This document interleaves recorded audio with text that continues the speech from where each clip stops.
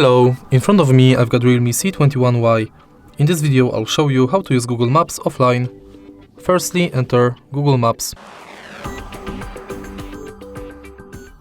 Tab button in the right corner, go to Offline Maps, select your own map and adjust the area you want to download. Larger the map, bigger the file you will have to download.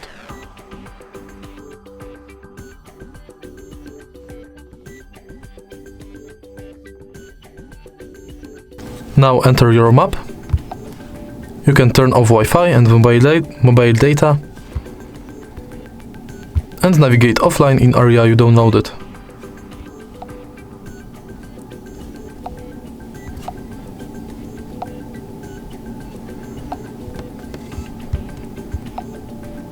If you find this video helpful, please leave like, comment and subscribe.